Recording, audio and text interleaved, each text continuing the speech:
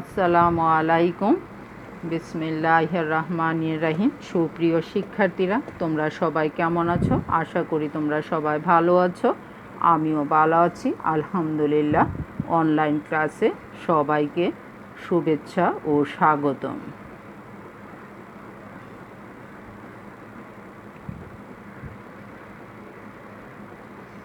পরিচিতি। শিক্ষক পরিচিতি: মোসাম্মদ শাহিনুর জাহান, প্রভাষক, ডক্টর খন্দকার মোশাররফ হোসেন কলেজ, দাউদকান্দি, কুমিল্লা। পাঠ পরিচিতি: শিক্ষার্থীর সংখ্যা, বিষয় পরিণতি ও সুশাসন, দ্বিতীয় পত্র, শ্রেণী দ্বাদশ, অধ্যায় পঞ্চম।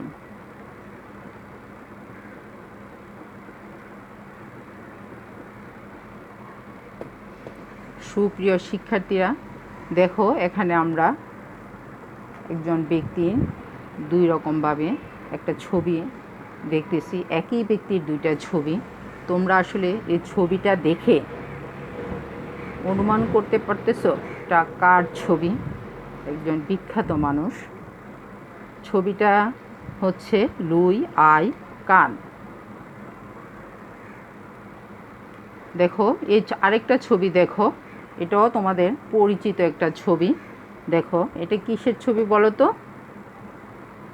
সংসদ ভবন। এখানেও আমরা আরেকটা ছবি দেখতেছি, এটা সংসদ ভবনের ছবি। দেখো এখানে দেখা যাচ্ছে সংসদে আলোচনা চলতেছে। এখন এগুলো দেখে আমরা আজকে বলতে পারতেছি আসলে কি নিয়ে আলোচনা করা হবে। আজকের আলোচনা হচ্ছে জাতীয় সংসদ নিয়ে আলোচনা করা হবে। শিক্ষণফল: এই পাঠ শেষে শিক্ষার্থীরা জাতীয় সংসদের গঠন বলতে পারবে, জাতীয় সংসদের ক্ষমতা ও কার্যাবলী ব্যাখ্যা করতে পারবে, জাতীয় সংসদের দায়িত্ব, সংসদ সদস্যদের দায়িত্ব কর্তব্য লিখতে পারবে। জাতীয় সংসদ। দেখো বাংলাদেশের আইনসভার নাম জাতীয় সংসদ। 1972 সালের সংবিধানের 65 নং অনুচ্ছেদ অনুযায়ী বাংলাদেশে একটি এক কক্ষ বিশিষ্ট আইনসভা গঠনের বিধান করা হয়। জাতীয় সংসদের সদর দপ্তর হবে রাজধানী ঢাকায়। 1972 সালের সংবিধান অনুযায়ী জাতীয় সংসদ একটি সার্বভৌম আইন প্রণয়নকারী সংস্থায় পরিণত হয়। 1975 সালে সংবিধানের চতুর্থ সংশোধনের মাধ্যমে দেশে রাষ্ট্রপতি শাসিত সরকার ব্যবস্থা চালু হলে জাতীয় সংসদের কর্তৃত্ব অনেকটা ক্ষুণ্ণ হয়। 1991 সালে দ্বাদশ সংশোধনীর মাধ্যমে দেশে পুনরায় সংসদীয় পদ্ধতির সরকার ব্যবস্থা চালু হয়। এই সংশোধনীর মধ্য দিয়ে জাতীয় সংসদ পুনরায় সংসদীয় কর্মকাণ্ডের কেন্দ্রবিন্দুতে পরিণত হয়। জাতীয় সংসদের গঠন: বাংলাদেশ সংবিধানের পঞ্চদশ সংশোধনীর পর বর্তমান জাতীয় সংসদ 350 জন সদস্য সমন্বয়ে গঠিত হবে। এর মধ্যে 300টি আসনের সদস্যগণ সাধারণ নির্বাচনী এলাকা থেকে জনগণের প্রত্যক্ষ ভোটে নির্বাচিত হবেন, আর বাকি 50টি আসন মহিলাদের জন্য সংরক্ষিত রাখা হয়েছে। এই 50টি আসন মনোনীত মহিলা প্রার্থীদের মধ্যে বণ্টন করা হবে। সংসদে প্রতিনিধিত্বকারী রাজনৈতিক দলগুলোর সাধারণ আসনের সংখ্যানুপাতে মহিলা আসনসহ বণ্টন করা হবে।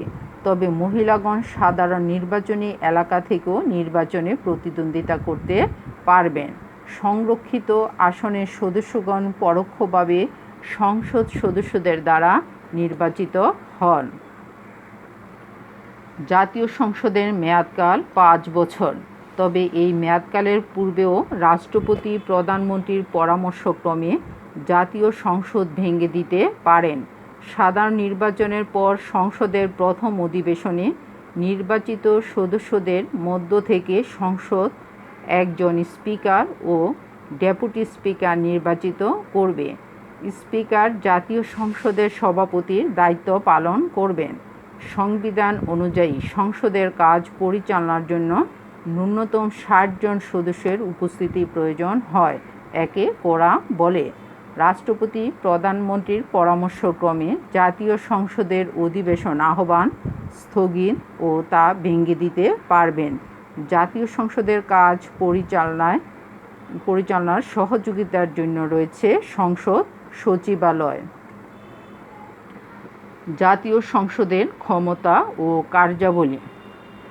বাংলাদেশ সংবিধানের দ্বাদশ সংশোধনী অনুযায়ী দেশে পুনরায় সংসদীয় পদ্ধতির সরকার ব্যবস্থা চালু করা হয়। ফলে আইন প্রণয়ন, শাসন বিভাগের উপর নিয়ন্ত্রণ, অর্থ সংক্রান্ত তদারকি ইত্যাদি বিষয়ে সংসদের ক্ষমতা ও কার্যাবলী অনেকাংশে বৃদ্ধি পায়। নিচে সংসদের বহুবিধ ক্ষমতা ও কার্যাবলী সম্পর্কে আলোচনা করা হলো। আইন প্রণয়ন বিষয়ক ক্ষমতা। সংবিধান অনুযায়ী জাতীয় সংসদ যে কোনো নতুন আইন প্রণয়ন, পরিবর্তন ও সংশোধন করতে পারে। আইন প্রণয়নের উদ্দেশ্য সংসদে আনীত প্রতিটি প্রস্তাব বিল আকারে উত্থাপন করা হয়। সংসদ কর্তৃক গৃহীত বিল সম্মতির জন্য রাষ্ট্রপতির নিকট পেশ করা হয়।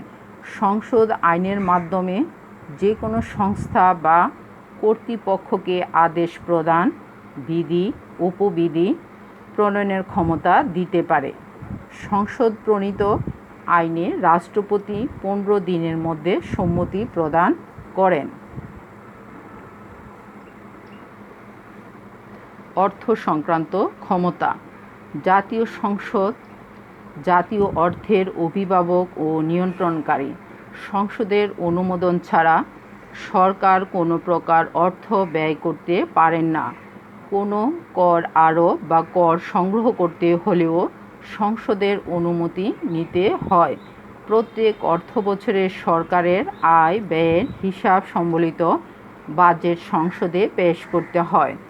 সংসদের অনুমোদিত বাজেট অনুযায়ী সরকারকে চলতে হয়। সংযুক্ত তহবিলের ব্যয়সমূহের উপরও সংসদে আলোচনা হয়। মোট কথা, রাষ্ট্রের ও সরকারের সকল ব্যয় সংসদের সম্মতির ভিত্তিতে করতে হয়। শাসন বিভাগের উপর নিয়ন্ত্রণ। শাসন বিভাগের উপর নিয়ন্ত্রণ প্রতিষ্ঠা জাতীয় সংসদের একটি গুরুত্বপূর্ণ কাজ। প্রধানমন্ত্রী ও মন্ত্রিপরিষদকে শাসন সংক্রান্ত সকল কাজের জন্য ব্যক্তিগত ও যৌথভাবে সংসদের কাছে দায়ী থাকতে হয়, জবাবদিহি করতে হয় এবং সংসদের অধিকাংশ সদস্য অনাস্থা জ্ঞাপন করলে প্রধানমন্ত্রী ও মন্ত্রিসভাকে পদত্যাগ করতে হয়। সংসদে মুলতবি প্রস্তাব, নিন্দা প্রস্তাব, প্রশ্ন জিজ্ঞাসা ও অনাস্থা প্রস্তাবের মাধ্যমে শাসন বিভাগের উপর নিয়ন্ত্রণ প্রতিষ্ঠা করা হয়। এক কথায়, জাতীয় সংসদ জাতীয় রাজনীতির কেন্দ্রবিন্দু এবং রাষ্ট্রীয় ক্ষমতার প্রধান উৎস। সরকার গঠন বিষয়ক ক্ষমতা। সাধারণ নির্বাচনের পর নতুন সরকার গঠনে জাতীয় সংসদ গুরুত্বপূর্ণ ভূমিকা পালন করে। সংসদের সংখ্যাগরিষ্ঠ সদস্যের আস্থাভাজন ব্যক্তিকেই প্রধানমন্ত্রী নিয়োগ করা হয় এবং তিনি মন্ত্রিসভা গঠন করেন। প্রধানমন্ত্রী সংসদের আস্থা হারালে সরকারের পতন ঘটে। নির্বাচন সংক্রান্ত ক্ষমতা। জাতীয় সংসদ নির্বাচন সংক্রান্ত গুরুত্বপূর্ণ ক্ষমতার অধিকারী। জাতীয় সংসদ রাষ্ট্রপতি, স্পিকার ও ডেপুটি স্পিকার নির্বাচন সংক্রান্ত কাজ সম্পাদন করে। সংরক্ষিত মহিলা আসনের মহিলা সদস্যগণও জাতীয় সংসদ কর্তৃক নির্বাচিত হন। এছাড়া সংসদের কার্যাদি সুষ্ঠুভাবে পরিচালনার জন্য বিভিন্ন কমিটি গঠন করা হয়। সুতরাং জাতীয় সংসদ নির্বাচন সংক্রান্ত গুরুত্বপূর্ণ দায়িত্ব পালন করে। বিচার বিষয়ক ক্ষমতা। জাতীয় সংসদের কিছু বিচার বিভাগীয় ক্ষমতা রয়েছে: সংবিধান লঙ্ঘন, গুরুতর অপরাধ, শারীরিক ও মানসিক অসুস্থতা ও অক্ষমতার জন্য সংসদ রাষ্ট্রপতিকে অপসারণ করতে পারে। প্রয়োজনে স্পিকার, ডেপুটি স্পিকার ও ন্যায়পালকে অপসারণের ক্ষমতাও সংসদে রয়েছে। সংবিধান সংশোধন সংক্রান্ত ক্ষমতা: জাতীয় সংসদ রাষ্ট্র জনগণের চাহিদা মোতাবেক প্রয়োজন অনুযায়ী সংবিধানের যে কোনো ধরনের পরিবর্তন করে থাকে। জাতীয় সংসদ সংবিধানের বিধান মোতাবেক সংবিধানের যে কোনো পরিবর্তন ও সংশোধন এবং যে কোনো বিষয়ে সংবিধানেও সংযোজন করতে পারে। সংসদের মোট সদস্যের 2/3 ভোটে এই ধরনের সংশোধনী গৃহীত হয়। বিবিধ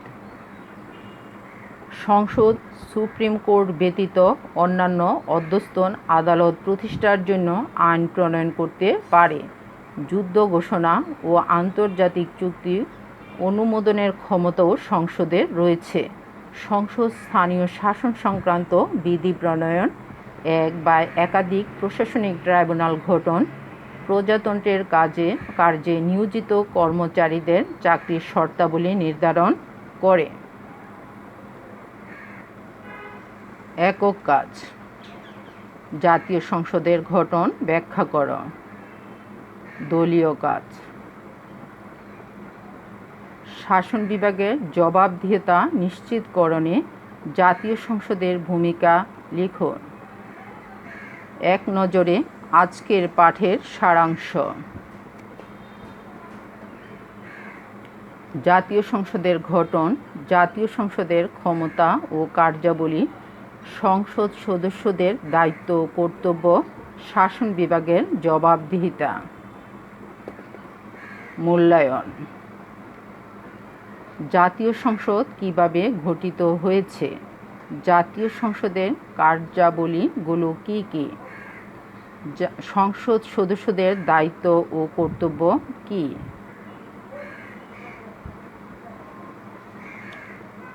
বাড়ির কাজ: রাষ্ট্রীয় নীতি নির্ধারণ থেকে জাতীয় সকল সমস্যাই জাতীয় সংসদে আলোচনার মাধ্যমে সমাধান করাই সংসদীয় শাসন ব্যবস্থার রাজনীতি। উক্তিটি বিশ্লেষণ কর।